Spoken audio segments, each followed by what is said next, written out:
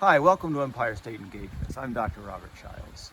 Far from the borders of New York, not far from here, in fact, only a couple of miles from Catoctin Mountain Park in Frederick County, Maryland, a couple of centuries ago, Elizabeth Seton entered into the eastern foothills of the Blue Ridge Mountains and began a mission that eventually would make her into the first American-born Catholic saint.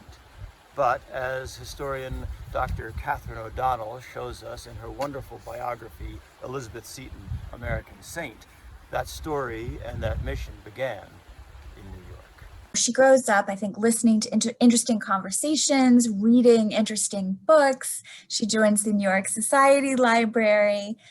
She has these connections and interests throughout her childhood and adolescence and young womanhood. And she also discusses walking around, and she can see Quaker women in their pretty outfits, she says, and she can hear Methodist hymns. So she is kind of a prism through which we can get a sense of the diversity of New York. And it really shaped her. I always tell people, like, she's a New York story right down to moving through a series of not very nice apartments at one point in her life.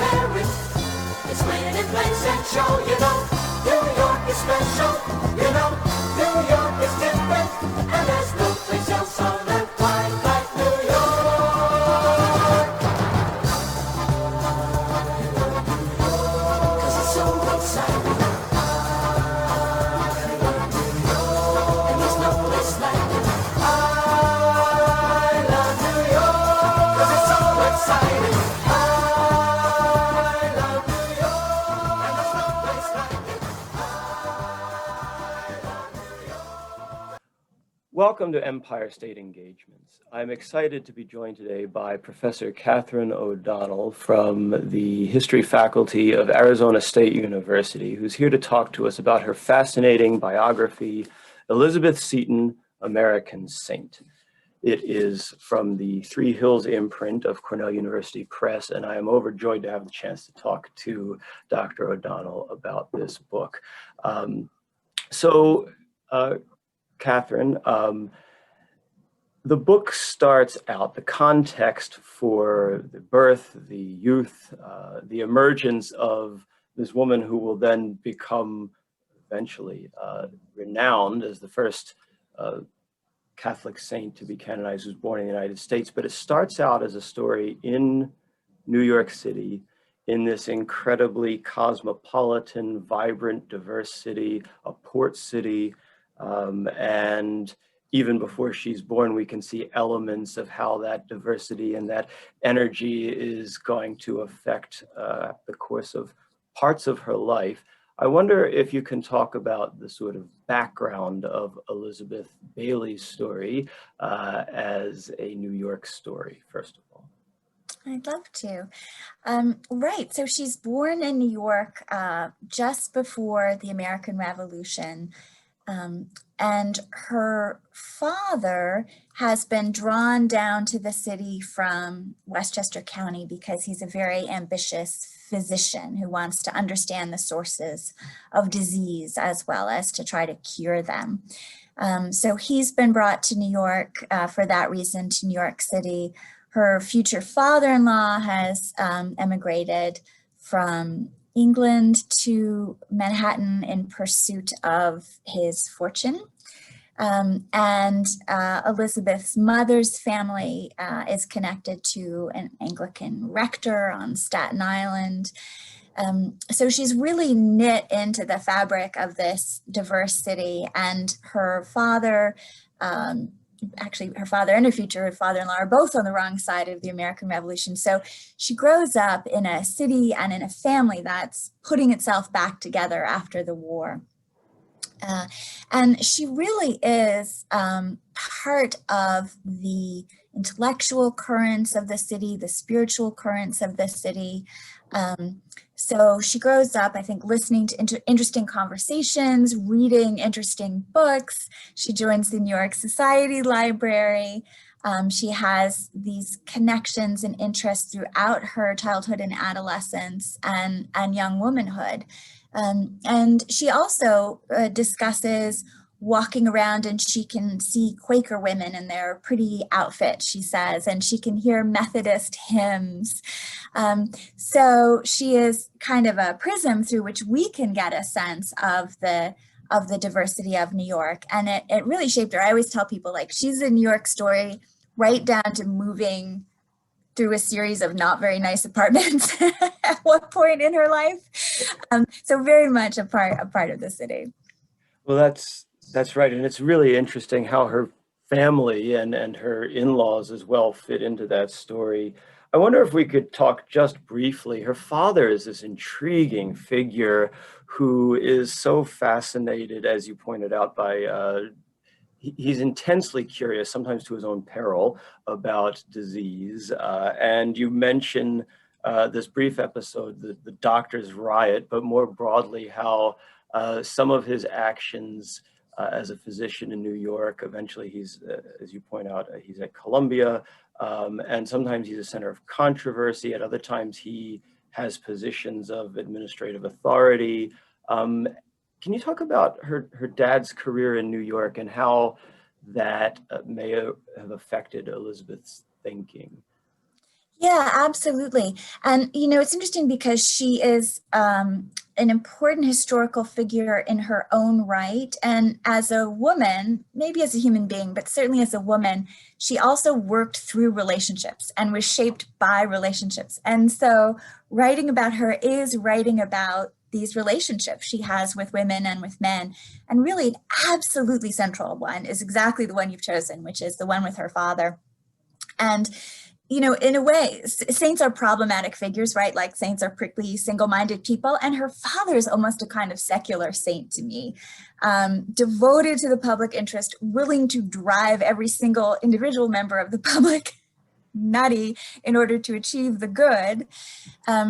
So he's convinced that he is equipped because of training in part in England and in part in the colonies of the United States to root out the causes of disease. And he uses a kind of 18th century miasma theory, right? So he's not correct. And yet his insight that yellow fever, for example, which is beginning to plague New York as it is Philadelphia and other port cities at this point, that is somehow linked to these swampy areas. That insight is correct. He just doesn't understand that the mosquito is the vector, right? And we wouldn't understand that for another 100 years.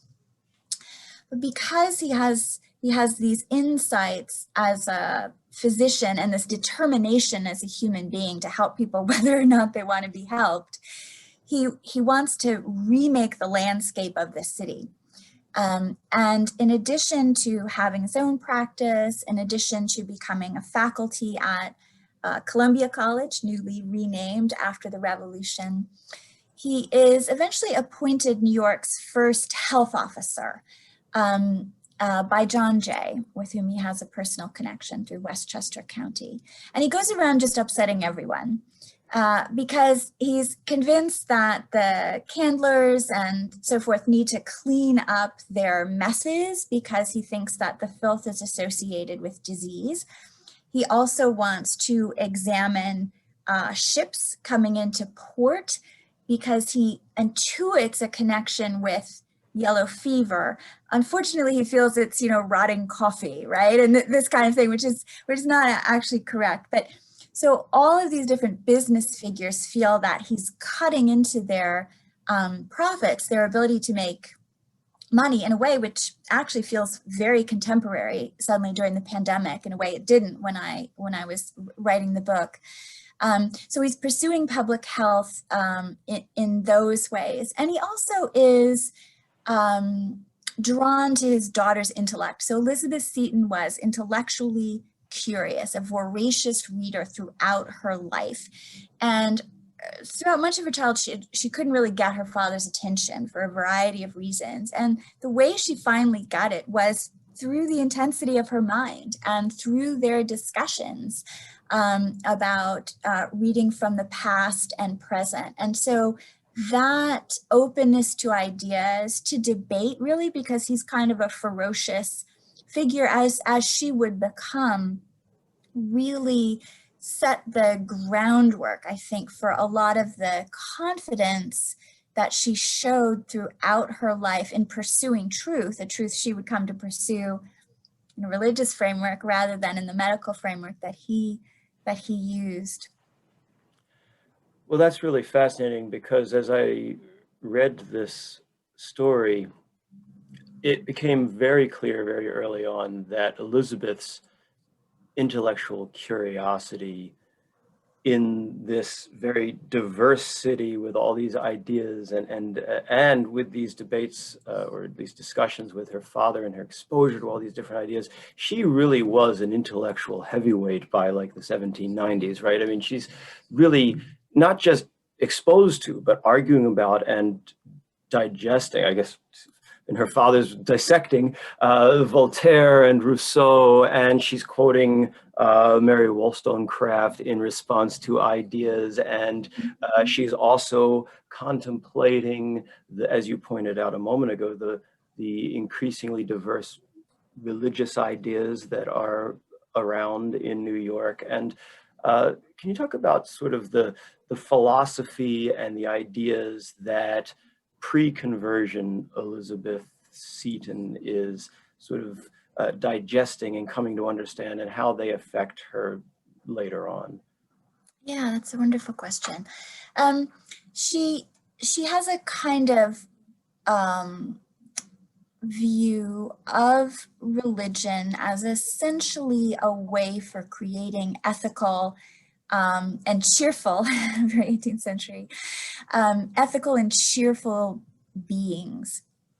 And so her engagement with Christianity is not particularly institutional. It's likely that she attended Trinity Church, but she doesn't seem to have been that impressed by it, that interested in it. What she's interested in, Christianity as a set of ethical and philosophical principles that create good people with a sense of obligation to each other. She patches together a kind of homemade stoicism from a variety of sources. And that's in part the reading she's exposed to, and in part her sense that she has a passionate nature, that she's prone to melancholy, that she's known loss. Her mother and her infant sister die when Elizabeth is about 3 or 4, and those are really her first memories. And of course, growing up in that time, life is uncertain, right? People die of disease and accident and misfortune. And so she sought a kind of philosophical detachment throughout the early part of her life. And she came also to have a particular fondness, no detachment at all, to Rousseau. She called him "Dear JJ" in her writing, which would absolutely horrify Catholic priests later, and in fact, would have horrified other religious figures by 1810, 1820. But what she finds in Rousseau, I think, is something specific, which is in no sense a rejection of the divine, right? But a kind of non-doctrinal, fairly abstract, benevolent deity that inspired her to feel a sense of greater purpose and a sense of animation, I think. She became particularly drawn to Rousseau as a young matron and mother. in which she did not have the time to think that she'd had as an adolescent. And she has this wonderful line where she writes something like, reading Dear JJ brings me back to being Betsy Bailey, which is the name and nickname she had as a child, rather than only Elizabeth Seton. So she really was drawing on the currents of the day, and doing so, I picture her always with just a raft of books, out, and they're not divided into categories. So she's reading sermons, she's reading the Bible out of personal interest, she's reading Rousseau, she's reading poetry, some of it fairly dreadful, right? And she's just not parsing these things out. They're all a way of making her way through the world. Well, it's really interesting because that seems to converge with another element that I think seems to end up shaping her in the story that you tell. And that is that world she's making her way through is one of a great deal of loss and sorrow, and it is precarious. You mentioned the earliest memories are loss of a mother and a sister. I suppose in her conversion story, culminating with losing her husband a few years later on this trip to Italy, how does that constant loss and this painful awareness of the precariousness of human life affect her formation? Yeah, it does in every moment, I would say. And so, as I mentioned initially, and so her very young life, she thinks maybe the thing to do is to love people less. That this would do the trick and steel her against loss. And she finds herself unable to contain her love for her children and for her husband.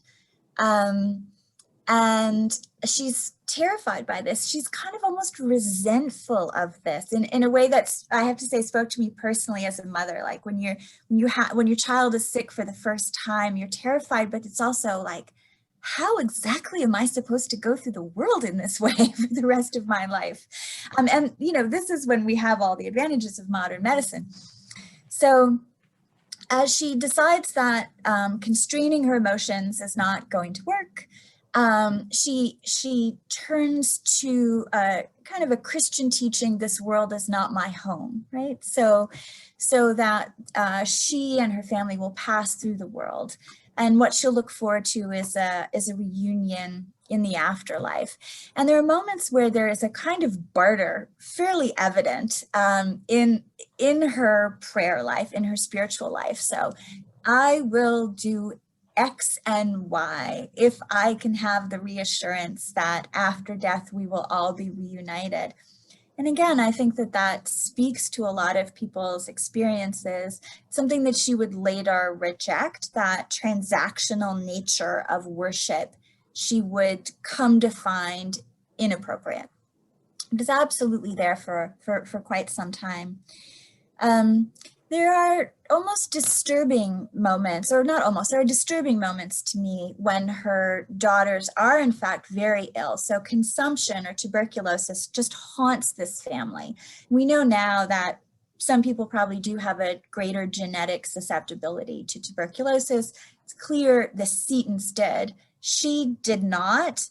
She eventually dies of it, but only after living surrounded by tuberculosis for 30 years.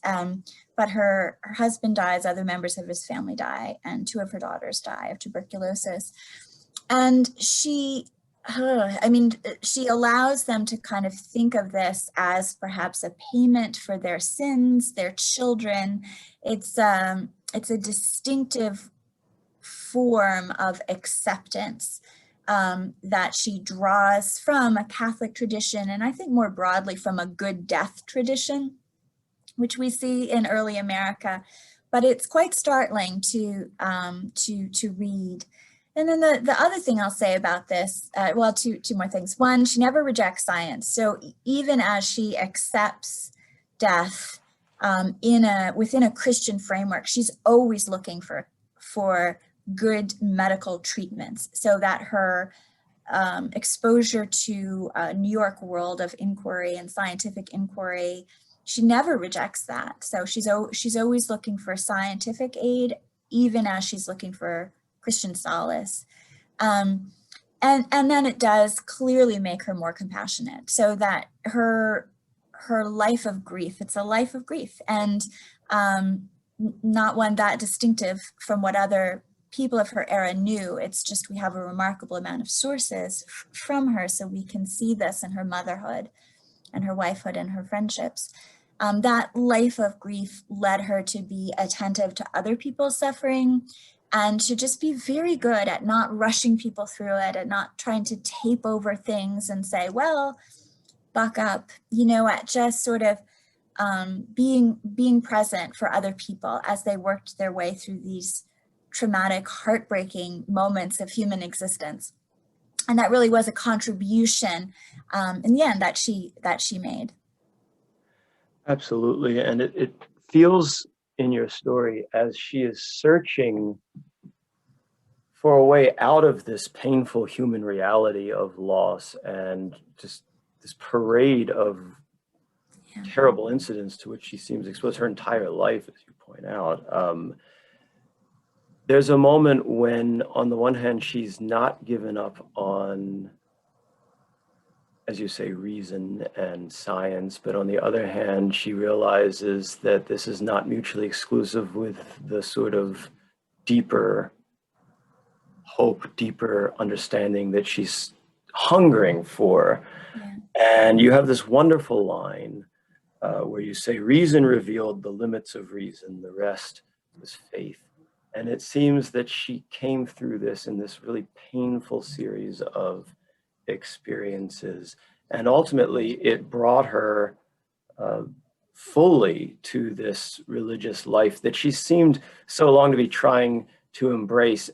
How much, I guess my question, how much did all of those losses lead to her ultimate conversion? Because of course, it seems like her husband's, now late husband's, business partners have been planning this, and they're taking her on these tours, and she is not offended by Catholic Mass the way she expected to be, and then she's intrigued, and she comes back to America, and there's this ongoing sort of maybe she will, maybe she won't, but it feels as though, as you're suggesting, those experiences that so many American Protestants at the time would have said, if you are reasonable, that's the antithesis of this sort of old medieval Catholicism. That's what the rector at Trinity tries to use.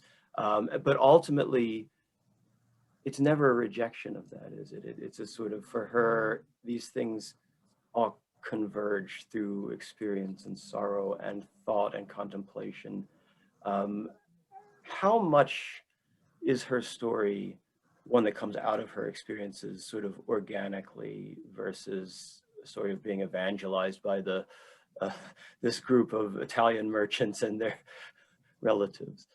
Yeah, that's a terrific question. So, right, so as her husband's business has failed and his health is failing, they take this desperate voyage to Italy, where her husband had connections and where they thought the climate might help, and he dies within a month of their arrival, and then she's left with this merchant clan who decide, well, we've got a live one here. They really have sort of imagined the United States as interestingly, as a refuge for Catholicism in a way that they felt Napoleonic Europe was not, so that they saw the First Amendment, they saw the separation of church and state as actually being a good thing for Catholicism. And then this respectable woman was going to be the carrier of it.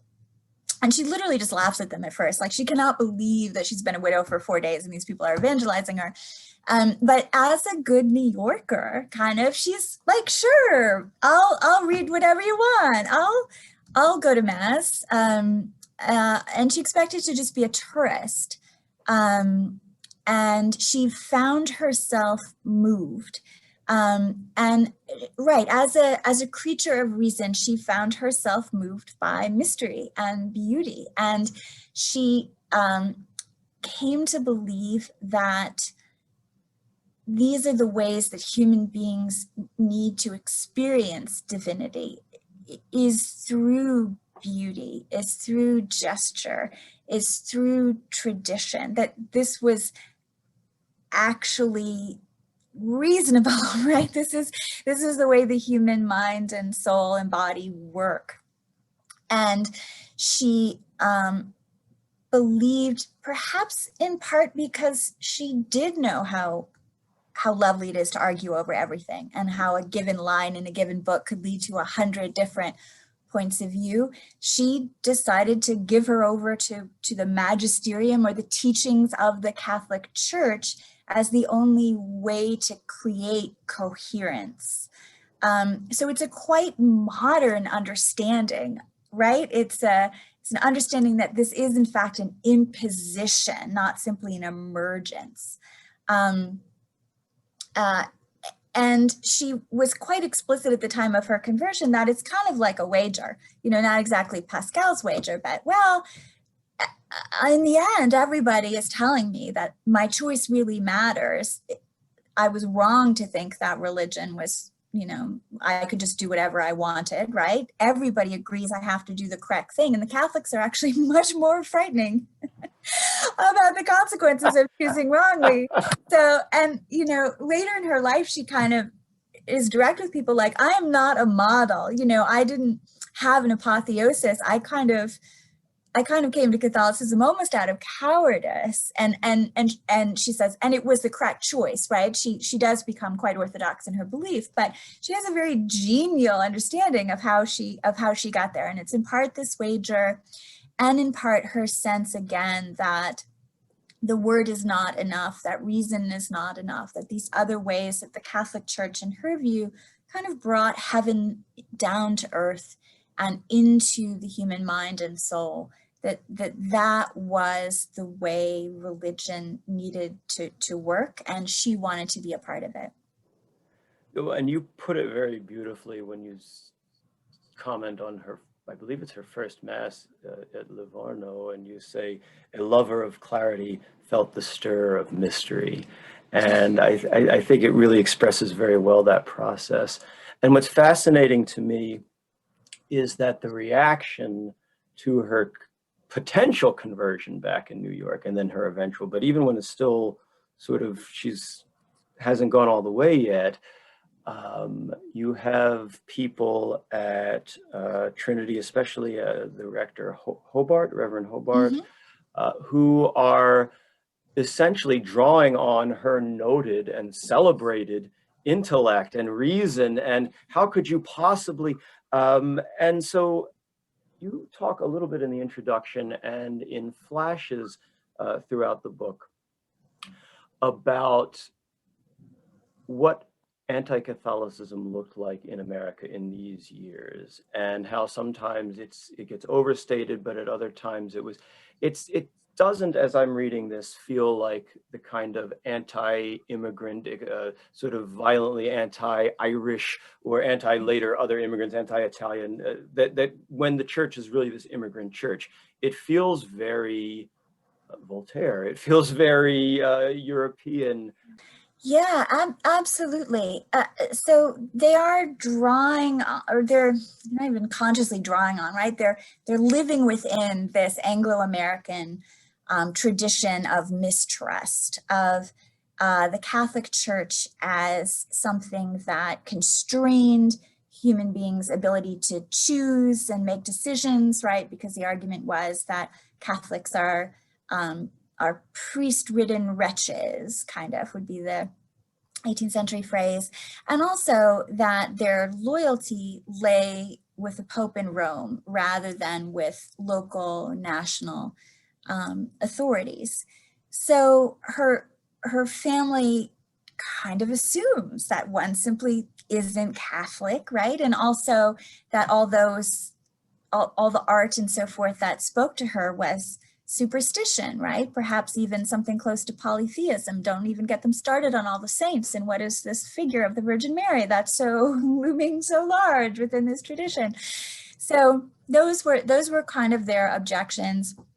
There is a Catholic church, St. Peter's, which was a mix. There were actually some very well-placed Catholic merchants there with whom the Setons did business, right? So exactly as you're suggesting, this is not a violent or even virulent form of anti-Catholicism.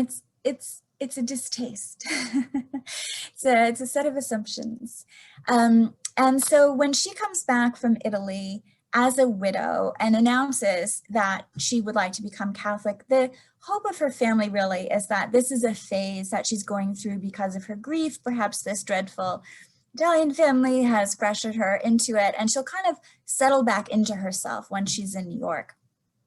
And she does actually agree to rethink, in part because that's what she does, right? Is she does make her own decisions. She is an extraordinarily strong-willed person. But she then decides, as I suggested, to convert. And even then is interesting because there are a couple members of her family who are immediately sort of horrified that this is a barbaric decision. But mainly people want her to keep it to herself. It's almost like what I think of as the Thanksgiving dinner settlement, right? Just don't tell us about it. She's not willing right at that moment of conversion. And this is something that I think feels familiar, right? We see this with other historical figures and figures who are not famous at all, that at that moment of conversion, people are ablaze with conviction. They've made this enormous decision. They've made it for reasons they find earth-shattering, and they want other people to know about it and to come to the same decision. And so she does start to proselytize girls in her care and people around her. And it's really that violation of this unspoken and then quite loudly spoken, but still ignored expectation of privacy that sunders the family for a time. It's the single-mindedness as much as the Catholicism. And we do see this in this period, right? Some people who are becoming Baptists or Methodists and rejecting dancing or card playing, right? They are also finding themselves alienated from their birth families because of the intensity of their Christianity, as much as or more than for the doctrine of it. You know, it's interesting that you bring that up because I was thinking as I read this, and you actually bring it up explicitly in her earlier development, that many elements of her story seem to go along with these well-known trends of the sort of evangelism that's starting to perk up again. It sort of comes in these waves in American history, and we're just on the cusp of the Second Great Awakening. We're not quite there yet, but you can definitely see that it's on its way in. And she's in many ways part of that world because in many ways, including when she's at Trinity Church, I think you said it's 65% women, and so women are more active in this. And when she is proselytizing, she seems to be more successful with women. Her enthusiasm, her energy, and I'm wondering, we don't tend to think of Catholics as part of that trend in American history, and yet you seem to make a pretty good case that her story's, it's very different, but it's actually not that different. So does it fit into that story? Yeah, I mean, I'd like to think it does. This is someone who grew up in a style of, in her case, Anglicanism, Episcopalianism, that she found somewhat formal and distancing, but she longs for a sense of the divine, right? That spark of divinity. She wants to feel that.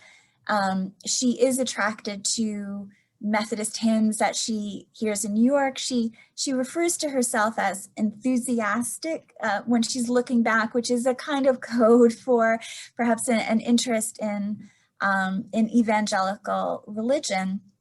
So there are those connections. She makes a choice. She's willing to set aside what her family wants. She seeks community. And we also see that throughout these revivals. It's both a profoundly individual moment, but also a seeking of community with others who are undergoing this.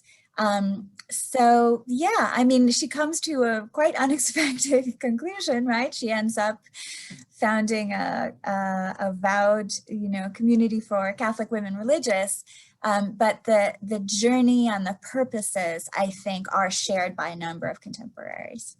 So she comes to Catholicism through pietism, which I guess is probably an unusual path. Nice, yeah, absolutely. But there's one thing before we talk about her emergence as this prominent builder of Catholicism in America, I want to ask, it wasn't a big part of the story because she didn't want it to be, but there seems to be an unspoken torment. She seems truly to have loved William. Yeah. And she seems to feel a great deal of pain about the idea that he was not a Catholic, and she can pray for him. And you say that at a point she sort of, I think you said, cordoned this off. It's a profoundly sad part of the book. It's only a brief part of the book, but I wonder how you think, and maybe I'm asking you to speculate, which you shouldn't ask historians to do, but how does she come to grips with this, if at all, or does she not? You were the first person who's ever asked me about that, and I really found that so sad myself and really struggled with what to do about it, because it's a moment too, as an historian, where you're recognizing, oh, she simply stops writing about this person, right? So what can I do with what historians would call that silence, which is not actually an absence, right? Because she absolutely loved him. And as he was dying, she was reassuring him that they would meet again.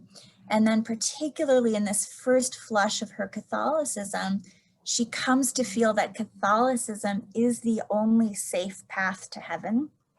On a technical note, and this is the way her mind worked, he had traveled in Italy, so he had been exposed to Catholicism, so he had had the possibility of adopting it, and he had not adopted it, which put him at sort of greater risk as she was reading the teachings at that point.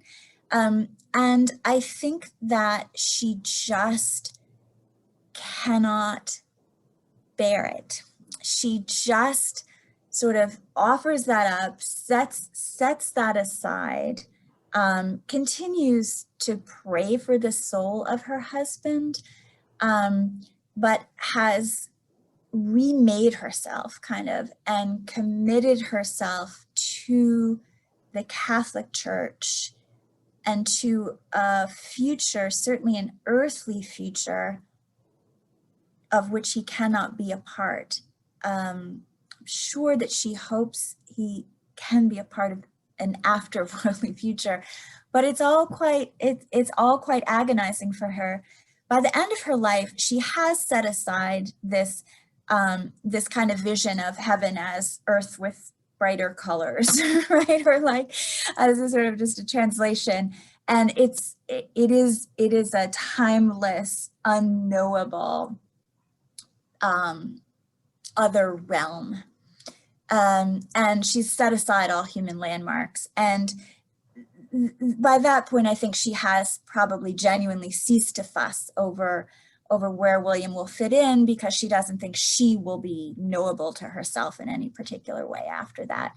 But it is to me perhaps the most poignant example of the sundering that can happen, for a woman who wants to be good, she wants to be gentle, but she does feel this commitment to a religious truth that she feels has a greater claim on her than any personal attachment. Kind of a rambly answer, but I'm still not sure what to do with that moment. No, I think it's an important answer, and I appreciate it a great deal. She does those who are still alive she can work on, right? And she Exactly. That's brings exactly right. daughters with her, she brings in-laws with Mhm. her, and so I suppose maybe if you can't get William, you can bring everybody that reminds you of William, maybe. I don't know. On a slightly lighter note, and I don't know if there's anything more to say about this than what's in the book, but her friends are constantly trying to get her in touch with Bishop John Carroll. And the way that she finally has the occasion to meet him is this weird scandal at St. Peter's with this, Father O'Brien and this sort of O'Brien-McClellan incident. And I can just imagine Father Hurley, who's campaigning for Catholics to be able to hold office, be like, this is exactly what we need right now. Thanks a lot, Father O'Brien. But then Carroll finally comes to town. I don't know, first of all, if there's anything more to that story, is this sort of weird New York story, because she's about to leave town soon. But also, it's a chance for us to start her relationship formally with Archbishop Carroll. But is there anything more to that scandal and the way New Yorkers would have responded to it, who are already maybe a little skeptical about the Catholics anyway? Absolutely. So this is a scandal in which a priest made sexual advances against a vulnerable young woman, and it's not clear exactly what exactly what happened, but it's clear that something bad happened, that he abused his power, and that she complained about it to another priest who did take it seriously and essentially enlisted the aid of the nation's only bishop, John Carroll, in trying to contain the situation. It was not well contained. The priest was removed and then returned to duties, and then eventually removed again, kind of after Seton has left the story. So I think it is part of the fairly tragic nature of the Catholic Church's ongoing struggles with sexual abuse, and the way in which it's important to take seriously the exaggerations and the unfair prejudice against the Catholic Church. It's also essential to note that empirically there are abuses taking place within that church. And so absolutely, just the nightmare of Hurley, who was at that very moment trying to convince all the fellow New Yorkers that Catholics can be trusted, that all of this is just unfair, and then he knows very well what's going on in his parish. But it does, and Seton's conversion in general does bring her into connection with John Carroll, who is the nation's first bishop and then the nation's first archbishop. And the two of them together, and this is kind of her institutional legacy, really do create structures and relationships through which this fledgling church can take root. So Carroll is helping to institute an ecclesiastical hierarchy. He's encouraging priests to live gently within Protestant society and to not seek conflict, to not behave in ways that will kind of feed the beast of Protestant prejudice. And Seton is creating religious communities for women that will do a lot of the work of the church, especially when there were not many priests. And that is the work of teaching children and caring for the poor and caring for orphans, and becoming the benevolent face and infrastructure of the Catholic Church. And this community that she founded, the Sisters of Charity, which still exists, Sisters and Daughters of Charity, there's a federation, really did carry on that work for 2 centuries. Well, I think that's really the big turning point, right? As she departs Manhattan, she leaves New York, heads to Baltimore, and eventually west from there. As we leave, there's one thing I ought to have noted when you mentioned I really appreciated the way you crafted the brief section on the McClellan incident, because I think you conveyed the sad power dynamic without being too heavy-handed, simply by having that sort of her humble but forthright language and the simplicity of her sentences, and but you can tell how earnest it is, and it makes it tragic without having to hammer you. And so I just thought it was the way you recapture the sort of the grassroots voice there. I think is very effective. I ought to have mentioned that earlier, because now we're heading to Baltimore. Events eventually brought her to Baltimore. Why Baltimore at this time, and how is it that she works with especially Bishop Carroll, but other figures in the emerging American Roman Catholic Church to start building that up?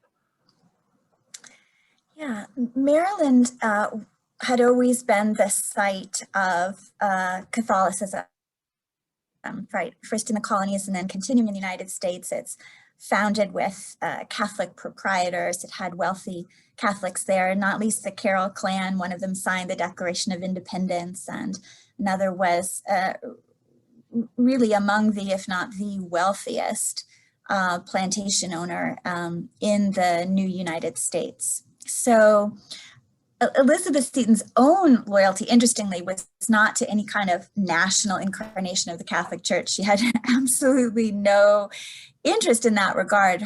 What she wanted was to live a fully Catholic life. As you mentioned, she would have been happy to do that in French Canada. But it's actually clergy who decide she can be, kind of in the way that this Italian merchant clan had thought, she can be a good face for the Catholic Church. She can be useful to the Catholic Church in the United States. The very fact that she basically still seemed like a Protestant matron made her far less alien than a Catholic nun would otherwise have been. And these French emigre priests had the wit to see that.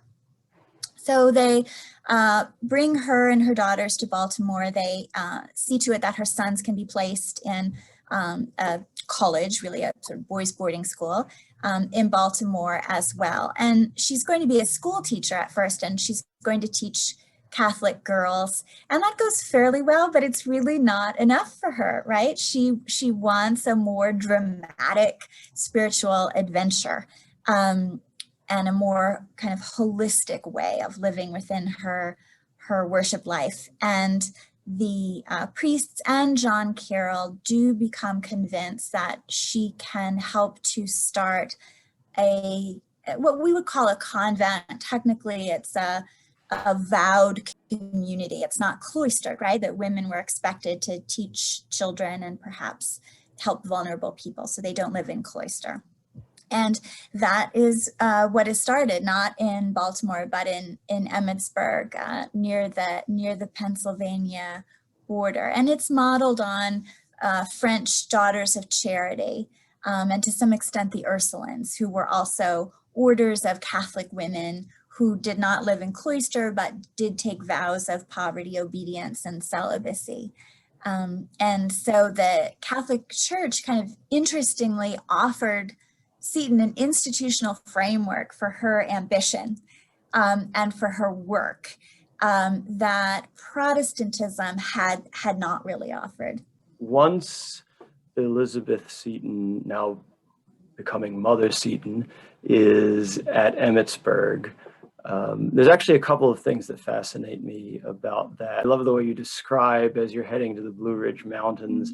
Are they entering into, it's not quite wilderness, but it's also a place to be doing some building. Is that right? Yeah, absolutely. And in fact, there's fording of creeks, right? And there's the pike is infamous, right? That it's just simply a very difficult passage inland to this area. One of her friends from Philadelphia says, she'd essentially rather go to England, right? It would be sort of much less problematic than to try to get out to Emmitsburg. And in a more positive way too, Elizabeth and the people around her really do respond to the beauty of that region. And so Seton had tended to kind of find God in nature. in a way that feels familiar to us from other figures.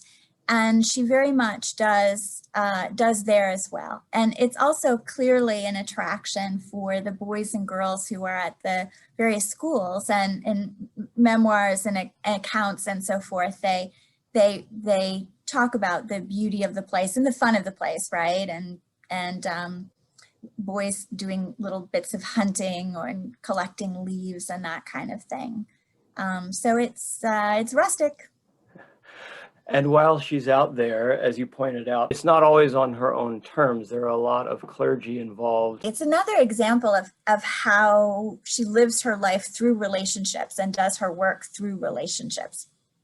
And she very much lives within the gendered architecture of the Catholic Church, so that only priests, and priests can only be men, have sacramental authority, and can give sermons and can do this labor of the church that she herself feels is absolutely essential. So taking communion is the heart of her faith, and she needs a priest in order to do this.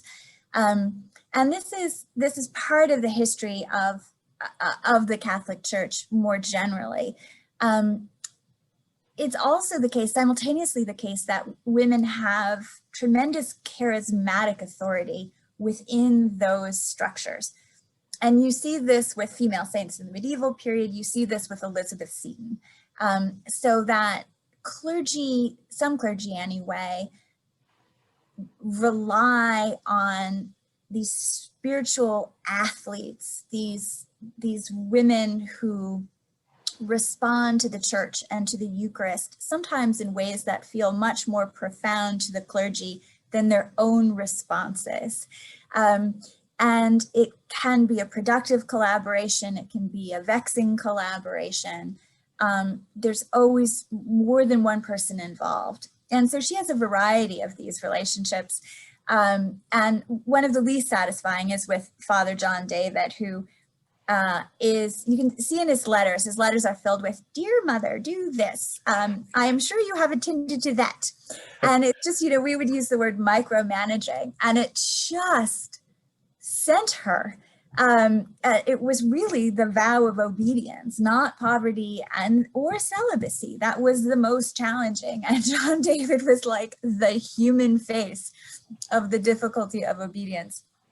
So, and she did give herself over to it. She took it very seriously, but she also, in a way that is familiar to us from Teresa of Avila, say, right, a saint in a very different context, she also felt very strongly that she should not allow her spiritual life to be distorted by the human judgment of another. So then where is that line, right? Where is the line between being obedient to a clergy who has the authority of a church, or we would say maybe secular terms, disobeying the prime directive of the exercise, which is to worship God? And this is a particular issue for women, again, because they did not have sacramental or institutional authority, but it's not exclusively an issue for women. So John Carroll, for example, was a Jesuit. The Jesuits were suppressed. His order was destroyed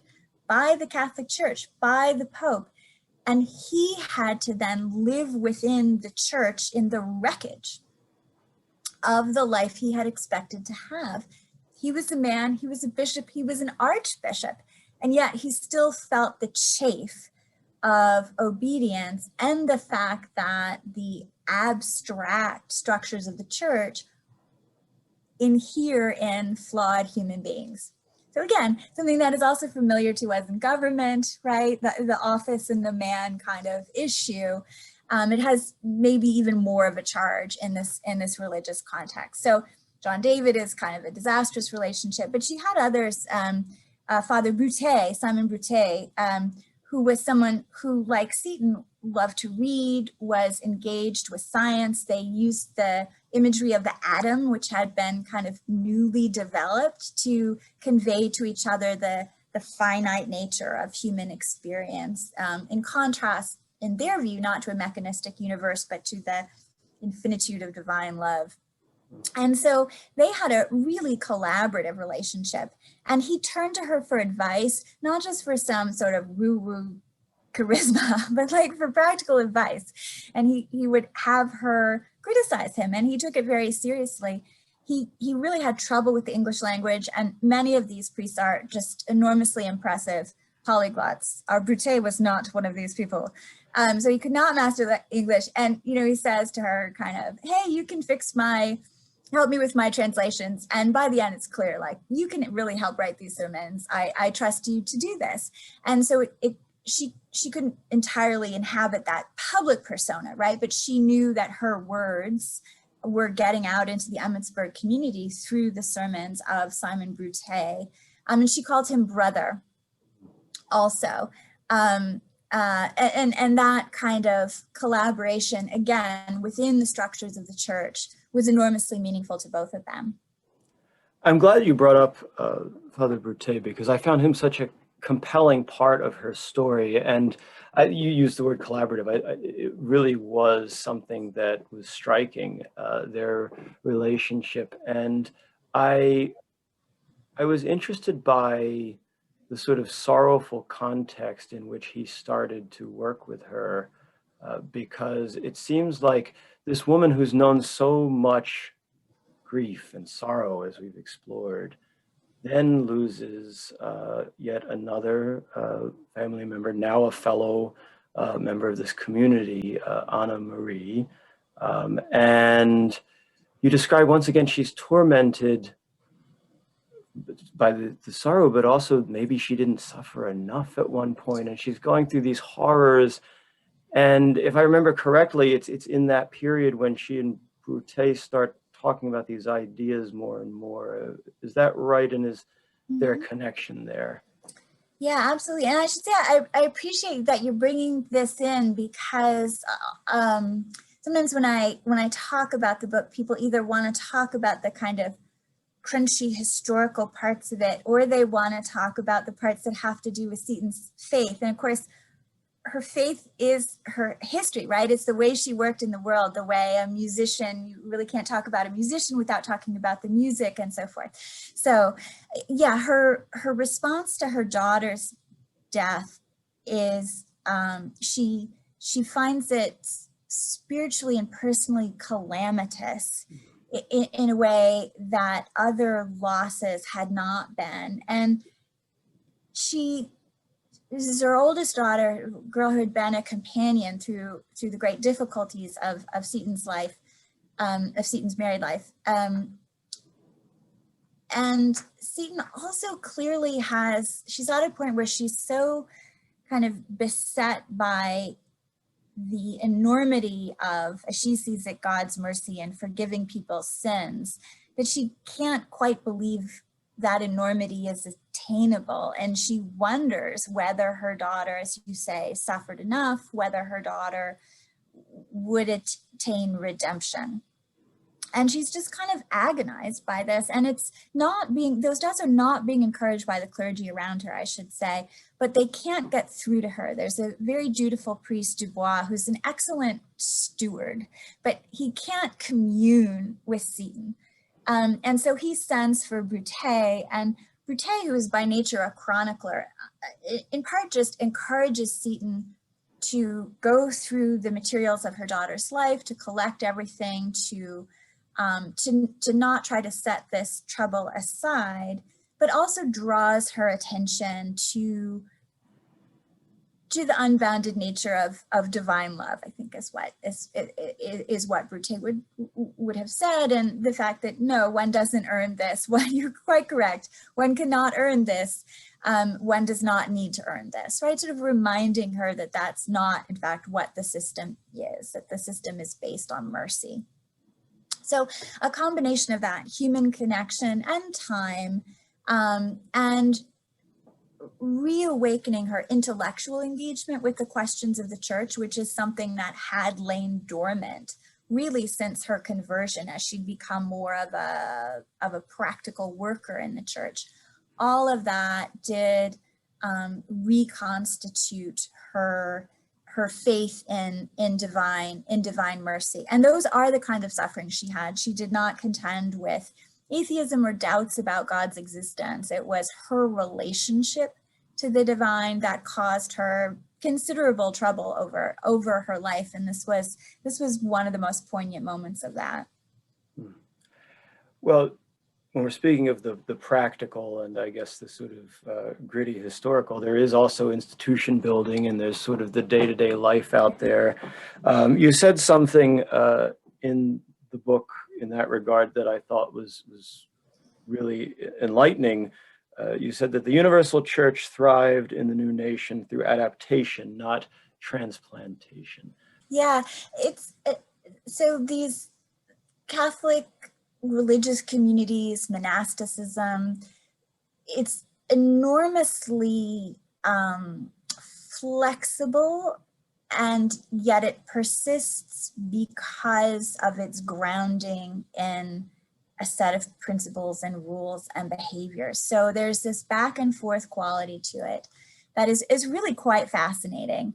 And the essential insight, kind of in extremely lay sort of secular terms, is that of the rules for these communities would be that it is difficult for human beings to live together, even if they do have a higher purpose. And the moments of daily life, the structures of daily life, need to be, in this thinking, orderly and predictable in order to allow for transcendence. Otherwise, you're all just going to get into these small wars over who chews their food too loudly, and you're not going to reach these higher purposes. So she and the other sisters took great solace in these rules that are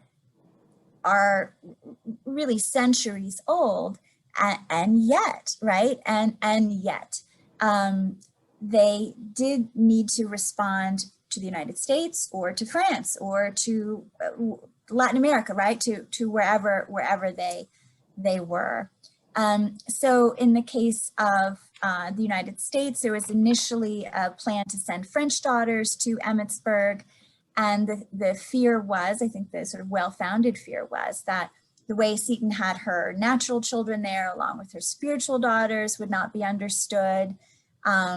That some of the relative informality of the way the women lived together and roamed through the wilderness and so forth, and helped out at the boys' school, those might not be acceptable to French eyes. And in the end, the French daughters did not come for a variety of reasons. And the Sisters of Charity took root and then spread to Baltimore and to New York in ways that transplanted communities had not succeeded in doing. So there was an Ursuline community in New York, and they just could not stand the children. And they found them uppity, you know, maybe some of the Irish ones were okay, but basically, like, they just could not deal with these children. Whereas the Sisters of Charity were much better equipped. So again, I don't want to overstate the uniqueness of it, because some things that might appear to be American, such as sisters having governing councils or voting on their rules, are actually, interestingly, a part of this broader Catholic tradition. But some of the ways that the institution was adapted really did respond to American circumstances. And I must say that a tragic way would be through the use of enslaved labor. So this is not all in any way a happy story of simply adapting to more democratic norms. The Jesuits, the Sulpicians, another order, directly expropriated labor from enslaved people. And the Sisters of Charity, although this community did not own anyone's labor directly, the tuitions they were drawing on came from ill-gotten gains from plantations. In some cases, men and women who were technically owned by Sulpicians were also laboring for the Sisters of Charity. So this organization that is devoted to serving the poor was actually taking the labor of the poorest of the poor in a way that they were blind to, at least in the sources that I see. It is something that modern Sisters of Charity take very seriously in spiritual and in practical terms, and they like some other Catholic orders are very eager to take a kind of responsibility for that in their history. But you do see it unexamined in the sources of the time. I was going to ask about that because it seems like she is often around enslaved people in New York, in Maryland, and it's always sort of there, but she's not, and it doesn't seem as though there's really any record of her engagement, or is she thinking about it? Is she, or is it just? Yeah, it's hard to know. And this is, I've had some readers who just are so sure there must be something I've overlooked, where she condemns slavery because she does have a lot of virtues, and people want her to have this one as well. I've not seen that evidence. So there's slavery in New York City as she's growing up. She does refer sometimes to the enslaved people at Emmitsburg, and it's a little bit hard to read the tone. I mean, she takes responsibility for their presence, but not for the institution. She has kind things to say about an enslaved man who is kind to her daughter. She appreciates his kindness and she makes a note of his kindness. There's no evidence that she is upset by or aware of the fact that he's kind to her daughter, and perhaps almost certainly cannot take care of his own children in the way that he should be able to. She just appears blind to that, or she just is blind to that by all accounts of the evidence. The clergy who directly expropriated the labor and owned the enslaved people had this way of telling themselves, well, a priest's slave is better off than other enslaved people. This is a story about themselves that one sees in the archive. There's plenty of evidence that they broke up families, that they sold people into more difficult situations further south, and benefited from stolen labor. Even more so, I mean, and they were willing to do so because they did not see the evils of the institution, and they had no state support, and they had no aristocratic patronage. So you see Catholic priests making the kind of disturbing argument from necessity that you also see in the governmental realm. Well, nobody really likes slavery, and yet how could we do the work of the church without it? Again, clearly something that's just it's difficult to read in these sources from this time, as all historians know, and it's very much a part of the Catholic Church of that day. One of the things that Elizabeth Seton becomes known for as one of her great legacies in America and American Catholicism are her contributions to education. What are some of the ways that is sort of created and built up in her life at Emmitsburg in these years? Elizabeth Seton and the other sisters found basically two schools. One is a tuition-supported boarding school that attracts the daughters of, certainly stable, even well-to-do Catholic and Protestant families. In fact, Protestant families send their daughters to the Seton school as well, and she agrees not to proselytize them, having recovered from this moment right after her conversion where she felt she should proselytize everyone. And they also run a school, and this had been the plan from the beginning, where local girls could be educated for reduced or free tuition. And this is part of a kind of Ursuline model from France, and also part of they're Vincentian, drawn from St. Vincent de Paul, charism of helping poor people and the vulnerable in society. And they run both of these schools. It's evident from the documents that as the schools grow, they try to make sure sisters don't have too many students in a classroom that would prevent them from paying individual attention to the students, and that goes for the free and reduced students as well as the boarding school students. These are not revolutionaries, so that they give a somewhat different kind of education to the local girls whom they feel need more practical skills and fewer intellectual achievements than the boarding school girls, but they do teach reading and writing and arithmetic. It is an advance in the South, even in the Upper South, to have this kind of institution available. And as they spread in the 19th century, really across the entire country, they do an enormous amount of teaching, as well as founding hospitals and orphanages. So this woman who, Seton really had no interest initially in the institutional life of the national church, as I've said, she wanted to worship God. She wanted to have a holistic Catholic life. Honestly, in a different world, she would have been happy as a contemplative. She would have been happy as a Carmelite, but she's got 5 children and a nation to help. That's not going to happen. And she becomes very good at creating these institutions. And it's really kind of extraordinary. I would have to remind myself to go back and look at a variety of sources, no matter what I was focusing on at that moment. This is what I mean by this.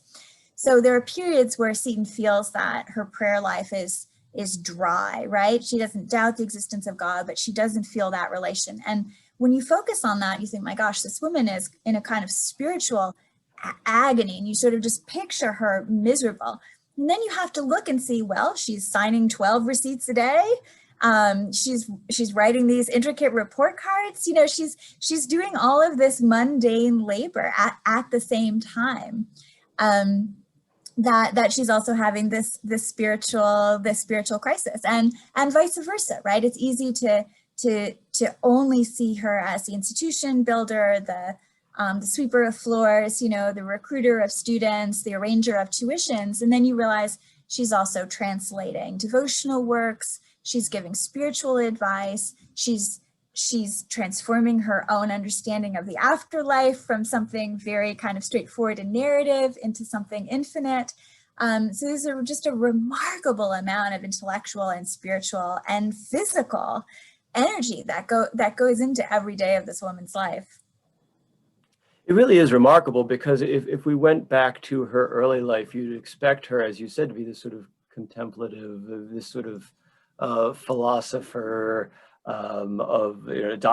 doctor of the church, right? And you get this institution builder, which is fascinating because she, as you point out, is part of this earlier sort of nascent American version of Catholicism, but there's another one on the way in at this time, and she engages with it at times.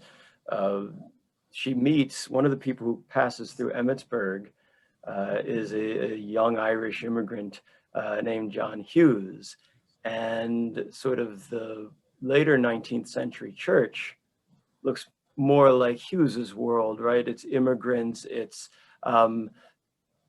and on the one hand, it'd be interesting if you talk about her influence on Hughes to the extent that that's documented, but also I think even more importantly, how the institutions and the ideas that she creates, that she really pioneers, at least in the American context, are available and ready when that growing urban immigrant church that Hughes is trying to develop in the 1850s and beyond, and for decades thereafter, how she has sort of pioneered the sort of institutions that help those people really live better lives, and helps the church serve those mostly new Americans in a more profound way.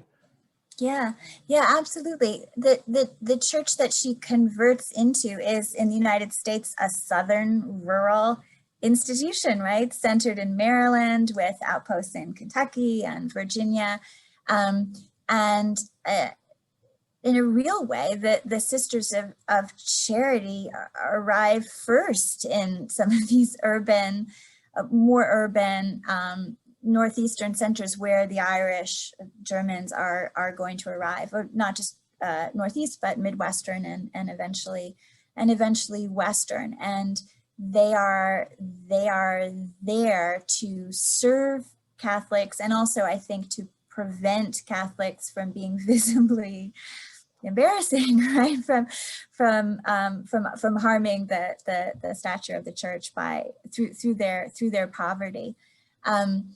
And yeah, Hughes, right, Hughes is kind of a pivot. So Hughes is a fairly vulnerable figure when he arrives in Emmitsburg, and he is initially a custodian, basically, and then is given an informal scholarship and education, and then trained as a priest, and then becomes this immensely powerful prelate in New York. And his nickname is Dagger John because he was like so energetic and aggressive that the cross, people saw the cross that he would put by his name as a dagger rather than a cross.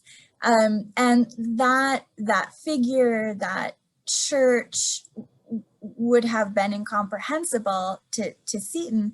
On the other hand, she probably would have adapted, right? This was a woman who adapts. But fascinatingly, her daughter, Catherine, her only surviving daughter, left Emmitsburg. She'd grown up basically in what we would think of as a convent. And she left, she was encouraged to leave by clergy, and she made her own decision because she wanted to try the world, right? Not to just stay within that community because she was afraid of the world. And she lived outside, one might say, for 25 or 30 years, never married, learned a number of languages, traveled in Europe, turned down some proposals. She writes very charming letters. And then she became a Mercy, a Sister of Mercy, very intentionally not joining her mother's order, I think, because she did not want to inherit unfairly the charismatic authority of her mother. And Catherine ends up being what we would call a prison sister. So she visits men in prison and sing in other institutions. She learns another language or two in order to communicate better. She brings them practical things as well as spiritual things. One of my favorite little details is once people were released, sometimes people who had been in prison would send her letters, and some guy sent her his burglary tools because he didn't need them anymore, and he thought she could sell them and put them to use. So like somebody needs to write a biography of Catherine also.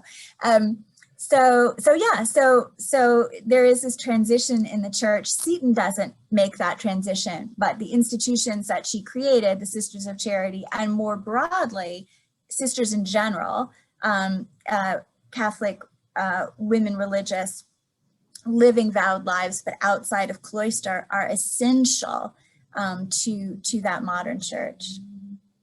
No, it seems to me like one very critical part of her legacy, but maybe as we start to wrap up, it might be interesting to see, more broadly speaking, what you think some of her greater legacies are in the US for Catholicism as a global, as well as a national institution. And as part of that, maybe when do people start talking about her as someone who might be canonized, and how are they, that might be worth looking at as well.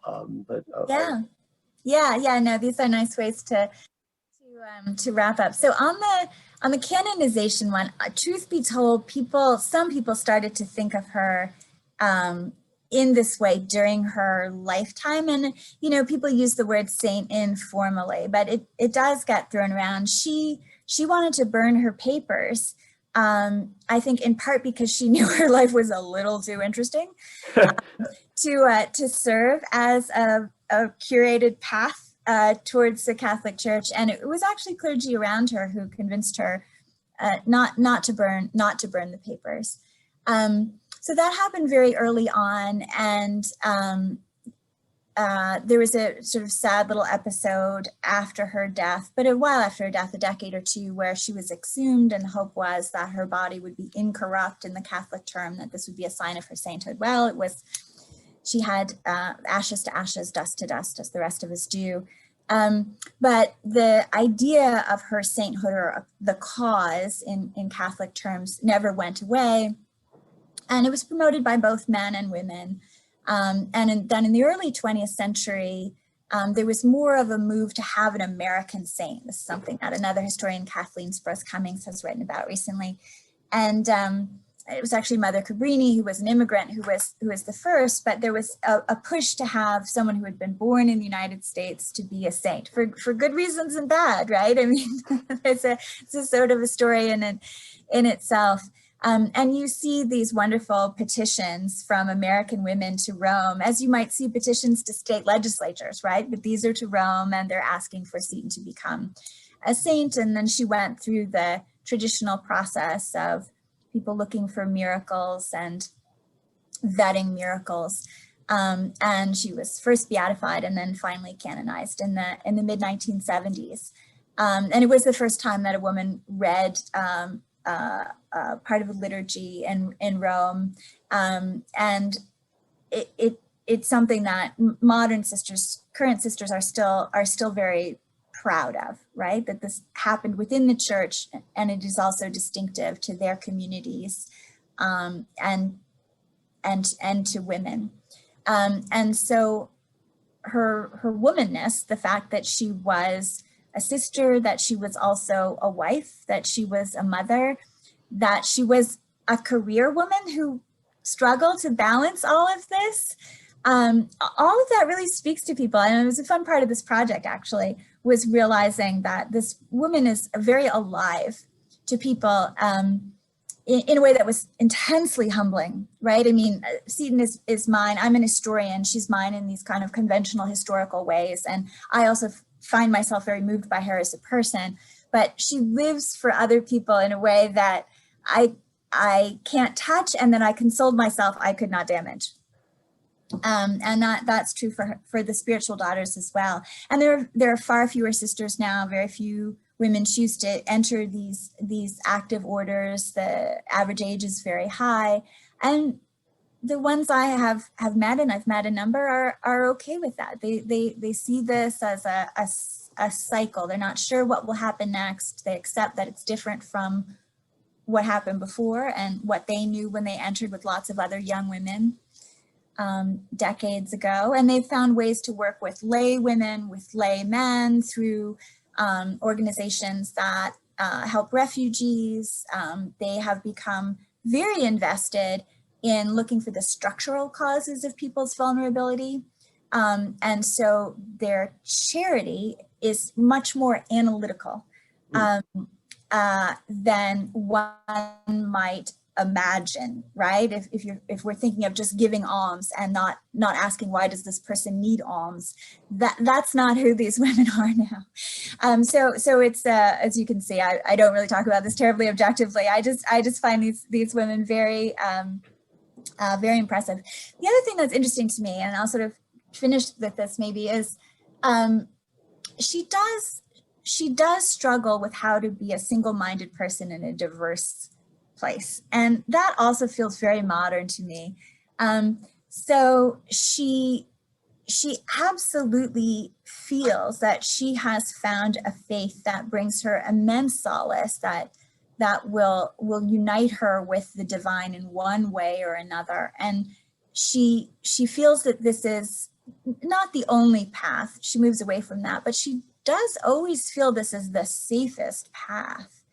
And yet she completely changes her mind and decides that it is not her purview, and it is in fact a terrible idea to actively try to persuade other people to believe as she does doctrinally.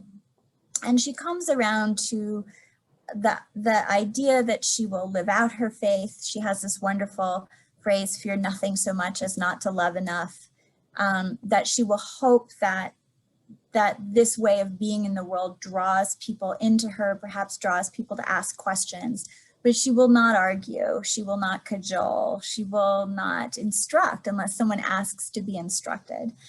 And honestly, I also find that quite interesting, right? It addresses questions that people of strong views of all kinds are still wrestling with, maybe wrestling with as much now as ever. So in that sense too, in a kind of not institutional legacy, but a legacy of how to move through the world gracefully, I find her instructive.